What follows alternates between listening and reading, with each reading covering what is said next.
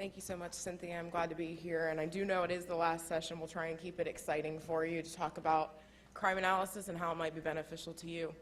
So what I want to start out with a little bit today is kind of why is crime analysis important? Why should you care? Why is it important for you as first and second line supervisors? Why is it a part of evidence-based policing, and why it's effective for you?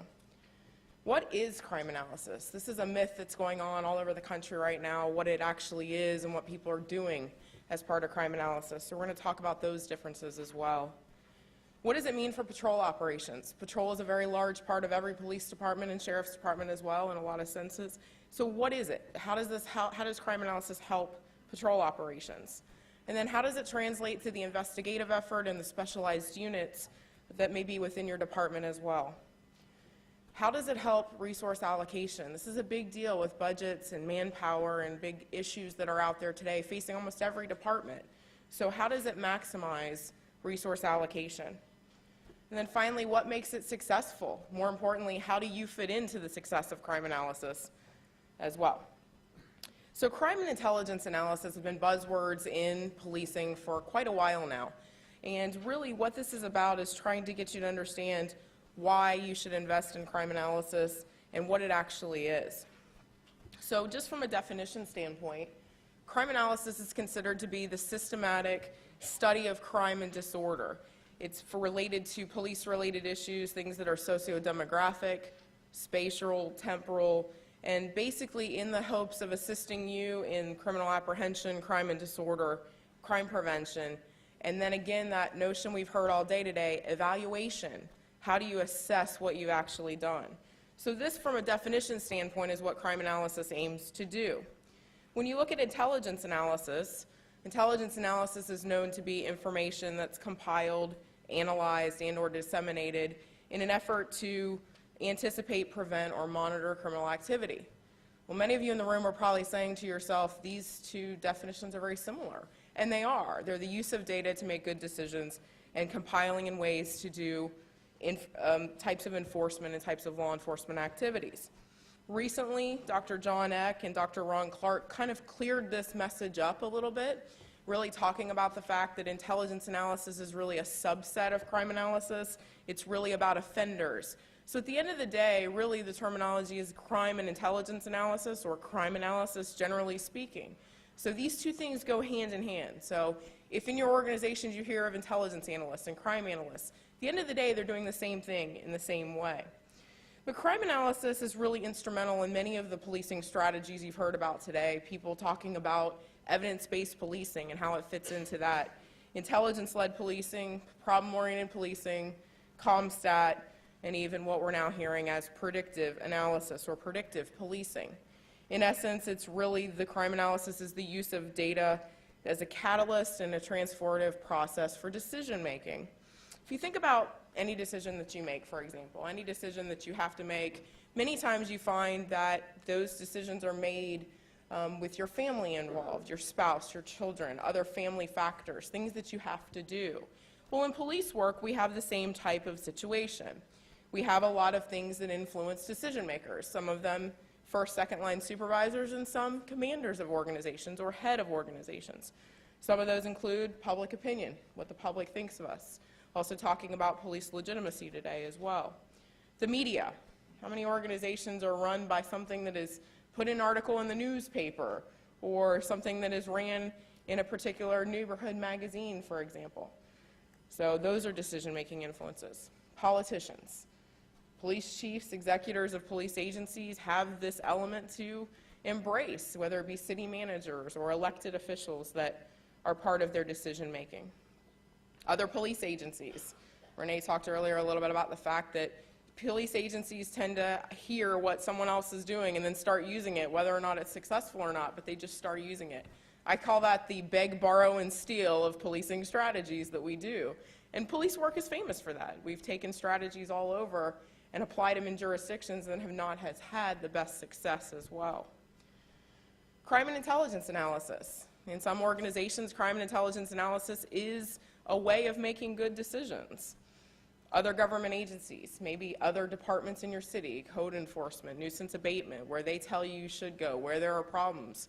They help impact your decision making. Other non-government agencies maybe are involved in the decision-making influences. And then, of course, in police work, it's what we've always done. You know, this is the way we've always worked, so that's the way that we're going to continue to work. These are the types of decision-making influences that we tend to face in policing. However, crime analysis is really the transformative process to better decision-making. It's to take data and drive operations. And by doing that, you're doing something that's a little bit different. You're doing something that's objective, that is very much about what the data says.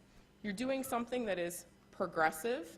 You're actually using data as part of evidence-based policing to make good decisions. And you're doing something that is defendable. And many of us know in times with tight budgets and tight manpower, it's very important to have to be able to defend decision-making. And so this is part of that process as well.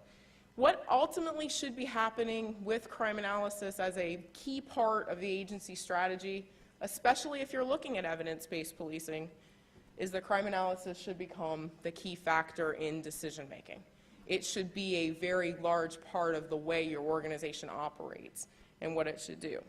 Now, to the first and second line supervisors in the room, I'm here to tell you, I've seen this countless throughout agencies I've been through in the country. People who use crime analysis at your levels are people who are tending to be promoted faster through their organizations. And other analysts continue to tell us that message. Hey, this person never really wanted to get promoted, and they got promoted because they were using crime analysis. They were defending their decisions. They were progressive in the way they were thinking about crime and the strategies that they were using as well. So really, crime analysis really is something that is in all of these major policing strategies that I just talked about. Crime analysis provides this link to not only identifying relevant data, but to conducting analysis, being the key word, to make sense of that data, to discern for you what's important and what's necessary. Quality crime analysis and analytical capabilities will lead to better decision-making and efficient and effective policing. And we're going to talk exactly about why that is. So what is crime analysis at its very core? In the previous, discussion, we're going to talk a little bit about what's the difference between crime analysis and some of the other things that people actually think that it is. So, again, the definition is about the study of crime and disorder. And again, intelligence analysis is about using data. Again, this whole idea of using data to make decisions. So this is a chart that talks about response times from 2011 to 2012. This was taken right from Jacksonville, okay? And it's basically just calculating the difference between response times in one year and in the next year. This is a list of crime, a list of actual business burglaries citywide for a specific period of time. A hotspot map. We've talked a little bit about hotspots policing today. So this is a map of auto burglary incidents over 3, 7, 30 day. And in the background, it tells you what's been going on for the last 6 months as well. This is a report that's provided to citizens talking about crime in a particular area. Violent crime broken down by the crime type, and property crime broken down by the crime type. A comparison from 2012 to 2013 for a city council district or a city council area, something that obviously police chiefs and executors are beholden to city councils, city managers, etc. So this is very commonly produced by crime analysts. A map of burglaries in a specific neighborhood. How many of your agencies have somebody who produces a map like this? Okay, so most in the room. A list of arrests for auto burglary. This is in a particular city for the last 60 days. Property crime hotspots, again, another type of density that's done. This is actually downtown Jacksonville here. And then a CompStat report. Many agencies still continue to do statistical reporting of last year and this year, talking about are we up or are we down in crime. That's what this represents. So as a snapshot, those are all the reports that I just showed you. And at the end of the day, none of those are crime analysis. Every one of these is actually simply information that is taken out of the data and displayed a certain way. There is no analysis in any of this information. Crime analysis is not using data for display. It's about extending that data into something that gives you context and understanding, something you can do something with. I always tell my analysts, if they take a product to a commander and the commander can't ultimately make a decision immediately about what he or she is going to do, then they didn't do their job. It's not analysis. It's not about just telling you how many burglaries are in an area.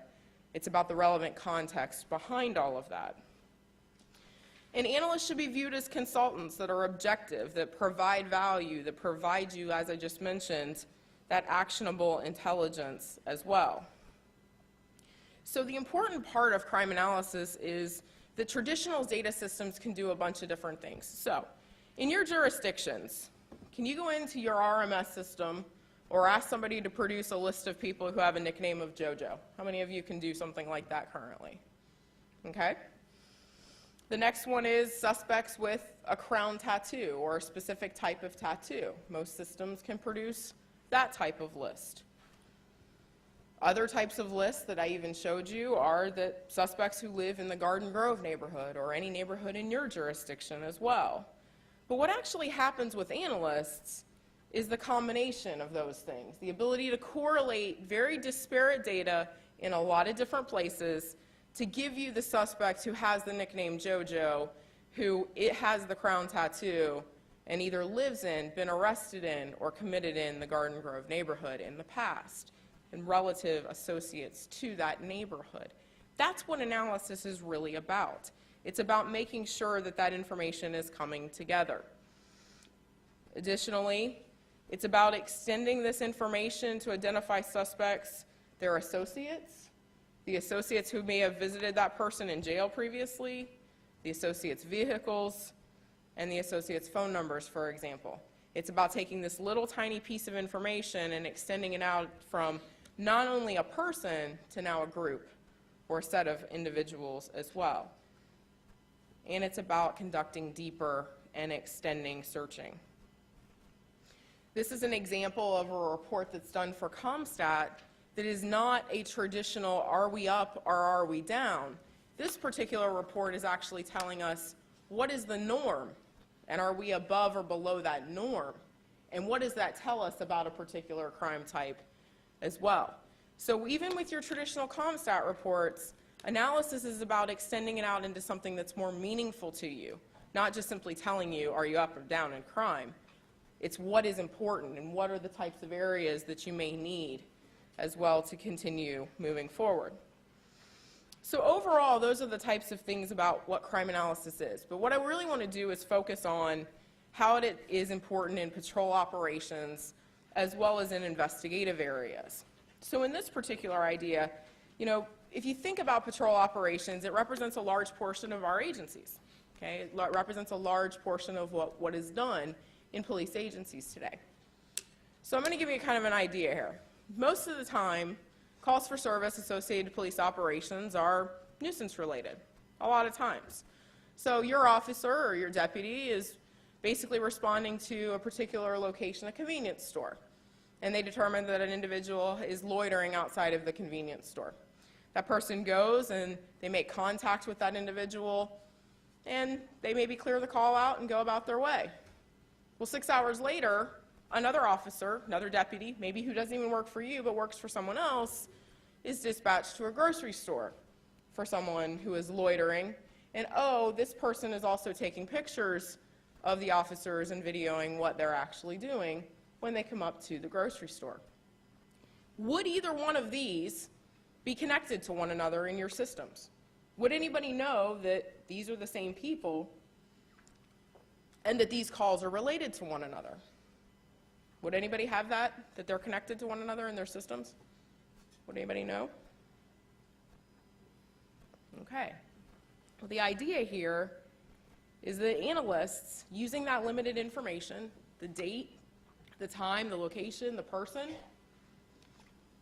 and the description, the analyst is able to close that gap. They're able to show you how that information is connected to one another. So that second officer or that second deputy had no idea that it was related to something earlier in the day. but now the analyst is able to do that. They're also closing the gap of the officers sharing that information. Excuse me. They wouldn't know that they're related to one another, for example. So now the analyst provides that information sharing that wouldn't normally happen as well. And then again, the idea of looking and seeing, are there other jurisdictions with similar issues? In fact, the example I just gave you is actually one that we're dealing with in North Florida right now, with an individual who's doing this in a variety of places, that it took almost 2 months for the traditional systems to share that information as well. And then also a review of social media. This is a large part of what analysts are doing today, related to that filming aspect I talked about, being able to see where that's actually posted on the internet and what's actually going on. The resulting information from that analyst is really disseminated to your personnel and now provides you situational awareness and awareness that there's an individual who's not only doing this in your jurisdiction on 2 different shifts that would not have been shared, but now maybe in another jurisdiction as well. Maybe the analyst is sending you the actual location of the call, for example. A second example maybe is that how many of you have bars or nightclubs that continue to have fights over and over again? It's a traditional issue we deal with in police agencies and in jurisdictions as well. Well, let's say that your officer or deputy is dispatched to a bar and hears about an assault between 2 males. That's what they're trying to do. So the officer goes to the call, and he or she makes an arrest for the person who's actually been the aggressor in that particular fight. And from that point forward, the officer starts to hear from people around that this might have been related to a female who associates with both of them and property that was potentially stolen or property that they have. Would the officer or the deputy investigate that any further? In any of your jurisdictions, would that be investigated any further? No? Probably not. The arrest was made, the person went to jail, why would we continue to look at it? Well, the analyst has the power of really connecting those things together. And what ends up happening is that they're able to identify the female through either data sources or through social media, which is a very large part now. They're able to determine that the female's brother is an associate of one of the males that has been involved. He's also a person of interest in a burglary series in a neighboring jurisdiction. And the property stolen has been pawned in your jurisdiction. Okay? So what's happened here is there's now other burglaries in the other jurisdiction as well. These are real life scenarios, and these are the things that actually happen with analysts, is being able to connect these things together. Excuse me. And then they're able to provide details to potentially interview the arrested suspect for more information on the stolen property or those burglaries as well. Those are the types of things that you end up seeing specifically with what analysts do. And then the third kind of example is, how many of you have repeat locations for shoplifting and have recently seen an uptick in televisions being stolen in large quantities? Anybody seeing that? Okay, that tends to be a retail organized crime in the Southeast right now. We're seeing a lot of television stolen. So in a shoplifting call, you see these different retailers, same incident, same suspect, same video surveillance, same type of scenario. Well, analysts are able to take those things and correlate the incidents within your jurisdiction and with other jurisdictions. They're able to identify potential suspects as well, determine if the issue is multi-jurisdictional, which in our situation it is, identify potential suppression strategies. This is a great example of problem-oriented policing, working with the retailers, and identifying the avenues for fencing of property, much of which is now through social media, social sites, and online as well. So just to give you an idea, in the nuisance calls for service that I just discussed to patrol operations, the analyst is really able to jurisdictionally link these things together and also provide some information on social media that I discussed. They're able to link the known crime problem with other jurisdictions and provide follow-up in the assault scenario. And they're able to link the different retailers, the avenues for fencing stolen property that maybe you weren't aware of, and then identify solutions to the crime problem through something like problem-oriented policing as well. As you move into supporting kind of investigative units or specialized units, Think about a scenario involving robberies at ATMs.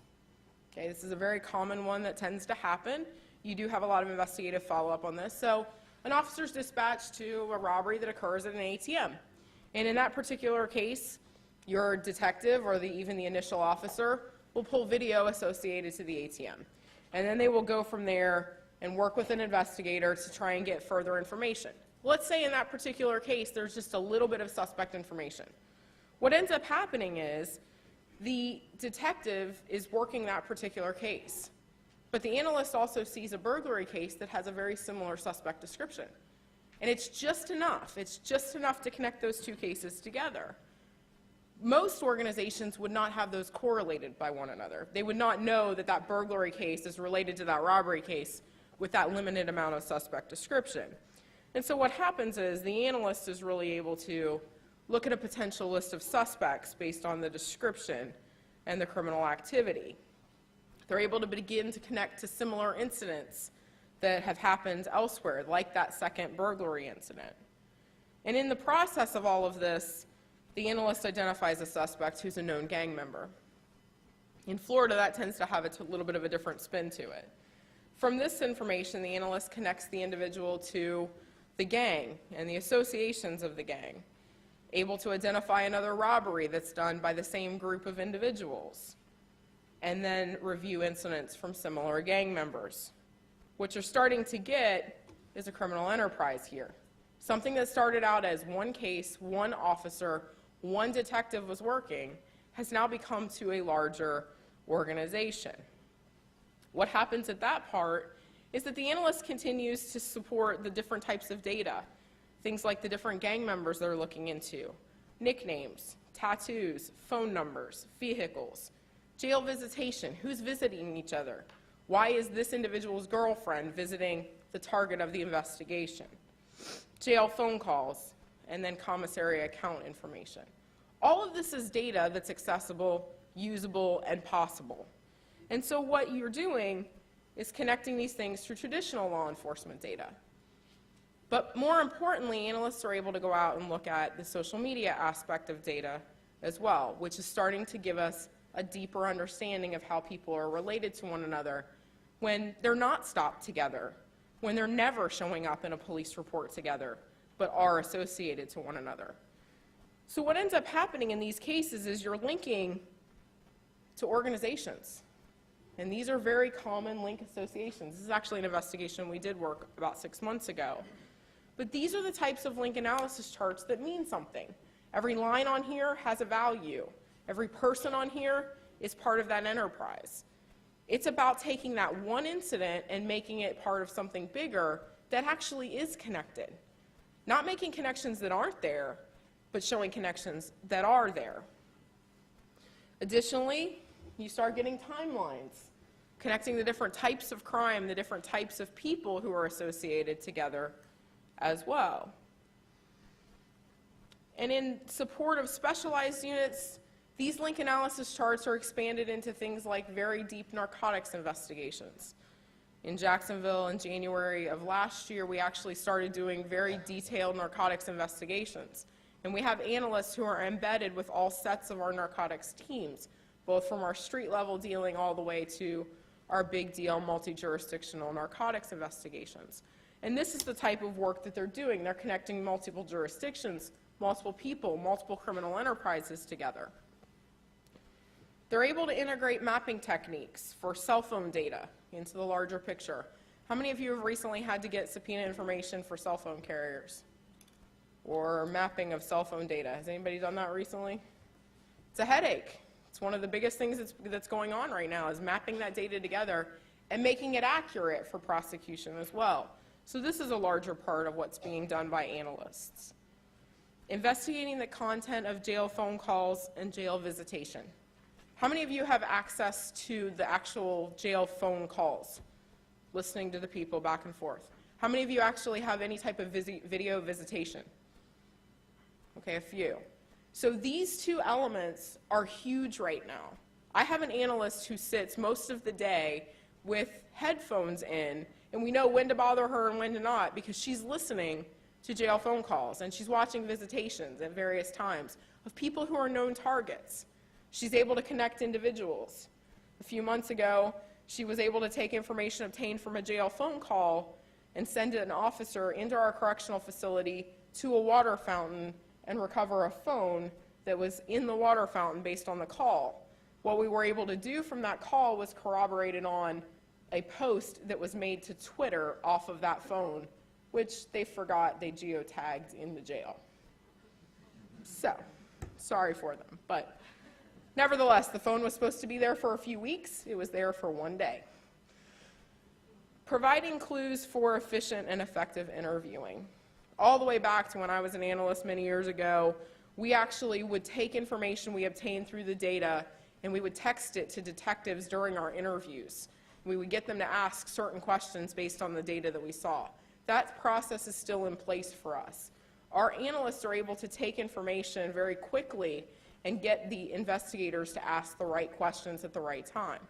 We have saved our agency a ton of money from sending detectives to all different jurisdictions, whether it be in Georgia or in Alabama or even in Tennessee where we've had cases recently. They actually take the analysts with them now. One trip, done. They don't have to go 3, 4, 5 times. They don't have to negotiate it over the phone. The analyst is there helping with that process as well. So just to give you an idea of that kind of follow-up we just talked about, integrating data from a variety of different sources, including the traditional law enforcement data, things that we all have in our systems now, corrections-related data that I just talked about, and then social media, the idea of identifying persons of interest based on a variety of different factors, how they relate to one another, their criminal histories. Linking individuals and associates to criminal activity, so linking the groups rather than just the single incident. Linking individuals to events. And while investigators are focused on their specific investigation, the development of a broader picture, a larger picture, is really correlated by the analyst. That's where they're providing the extra value of the particular crime problem. Analysis in support of specialized units is conducting a deeper depth at connections by person and event, providing context in the information, telling you what's relevant, what's not, providing content and information that makes your interview important and quick and efficient. And ultimately, analysts in support of a lot of specialized units are focusing on gathering information and following up on leads. So what's happening is the analyst is doing the hard work and you're out on the street working and following up and providing more information to the analysts. It allows for effective time management of investigators. It allows for investigators to be out cultivating more leads while the analyst is doing the work behind the scenes. Analysis is also a big part of maximizing resource allocation. This is a big deal in police agencies right now, but having data to tell you where and when to put people can be extremely valuable. As part of the hotspots policing effort that Chris talked about this morning in Jacksonville, the very first time we did an Operation Safe Streets initiative, we started looking at day of week and time of day for hotspots. And so we put our officers in those areas. Well, one of the reasons that it was done was we had 72 officers, we had 6 sergeants, we had a ton of people and a ton of manpower we were spending. But one of the problems that we ran into was our command staff said, we just need to put them, during the normal hours of the night, 7 days a week. So we had that many people on overtime for that period of time. No one looked at whether or not that was effective, when, or how. So in the first phase of our Operation Safe Streets, prior to our hotspots project, we had officers in the hotspots only when 40% of the crime was occurring. So that much money, that much time when only 40% was occurring. We went back in the second phase of our Operation Safe Streets and said, we really need to look at day of week and time of day.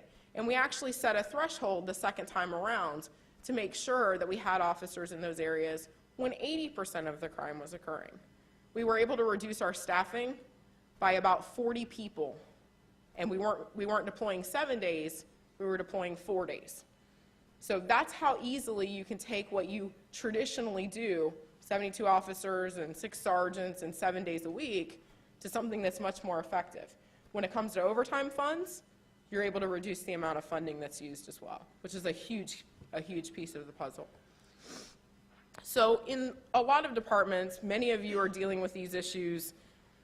There are calls for service that represent a large majority of the information and time than others. Things like nuisance calls for service that I just described, alarm calls for service, assault calls for service. Many of these are very large in number and take quite a bit of time, and in many cases require more than one officer to respond. Crime analysts using CAD data, calls for service type data, can inform the frequency and location of these types of calls. We can make sure that you're putting the right number of people in the right area based on the data as well. They can also identify strategies to combat repetitive calls for service at similar locations. This is really a lot of the foundation of problem-oriented policing, where you have more calls in one location at a time. And that's where analysts can step in and help with that effort. Response times. So I'm going to go back to this 2011 to 2012 chart for a second. And one of the things that's important about this chart, while this is not analysis, what is analysis is an analyst telling you or helping to diagnose why these response times did what they did. Things like increases in the signals coded for priority 1. So in 2007, the Jacksonville Sheriff's Office made every missing persons call, whether it was a runaway or a bona fide missing persons call, they made it a priority 1 call. Well, our calls for service and our response times decreased because we had many more calls that were being coded as priority 1. And so it created an issue. That's where we started to see the why behind response times. Changes in call handling. When you make changes like that, how is it going to affect your response times? Analysts can help to diagnose those as well. Increases in communication center handling time. On this chart up here, it actually does show that we're spending more time with our calls in the comm center. Well, we also have about a 60% turnover in our comm center. And so we're constantly training new people there, which is causing that portion of our calls to go up. Without being able to break these things out between communication center and patrol, everybody in the agency would be saying, hey, response times are going up. But we've pinpointed specifically the why and the how of that issue in the communication center. And then increases in patrol travel time. Things like construction on main roads, areas that are congested that may have not been congested in previous years. Those things do affect your response times. It's a study that's done by analysts. It's called network analysis or road network analysis. So those are all factors in these types of charts, the why behind response time increases or decreases. Someone asked earlier about proactive free time. This is actually a measure that's done in Jacksonville. This actually illustrates our proactive free time. The blue representative up here is actually how many units we have by hour of day on shift. And the red shows them being free or available. Now, what we've done in Jacksonville, similar to what Chief Stevens talked about, is we actually set our proactive free time at 45%. That's the yellow line on here. So anywhere that the red line is below the yellow line, we're not meeting what we set our goal to be. Anywhere where the red line exceeds the yellow line, we're meeting our demand. So this is a very easy metric, and it's very visual as well. You can see quickly what hours of day do you need additional staffing, or where do you need additional people as well. So we have products that are specific to this very issue. We have a second product that actually breaks it down for every one of our zones by geography, by beat. So we can see exactly what beat where we need to fill these people when we have these particular gaps. It's a big deal, but it's also something that helps to really illustrate deployment of resources efficiently and effectively as well. And then we've talked about hotspots, but geographic deployment of resources. This particular chart shows where you have increases and decreases in crime. The red is bad, the blue is cool, so hot and cold. So you can see where you've decreased over time and where you've increased and where you need to send people. We do these very frequently. We do them over months, we do them over quarters. We see how things are being displaced or diffusion of benefits to areas. And we work at this type of level as well. This is a particular neighborhood for us, so we're able to really put people in the right place, in the right time. And then investigative case assignment. Crime analysts have the ability to help you determine whether or not you have enough detectives, enough people doing follow-up investigations. That's also a big deal, making sure you have people to appropriately follow up on cases. So you can look at things like review of cases per detective, the outcome measure for a particular unit. Crime analysis in Jacksonville is responsible for the creation of 3 brand new units in JSO because of data showing that we had a need for those investigative units and more people doing that work. We're doing a restructuring right now in our investigative division that was designed by analysts. Also, somebody mentioned they were a traffic sergeant. Traffic is something that we just recently redid. About a year and a half ago, we redesigned all of our traffic deployments, when their shifts were, when they were, and it was based on data. There was no decision making in it. There was no, hey, we want to go to this time or this issue or this area. It's about where the data showed as well. And then we can do comparison of similar types of units as well. So maybe your robbery unit and your homicide unit, looking at those types of different things, or these different types of areas as well. And then analysis can inform that decision making on your staffing, your investigative staffing that I just discussed also. Although we're talking about predictive policing and kind of the terminology, we often look at forecasting of crime trends. Where are you likely to increase? Where are you likely to be dealing with issues?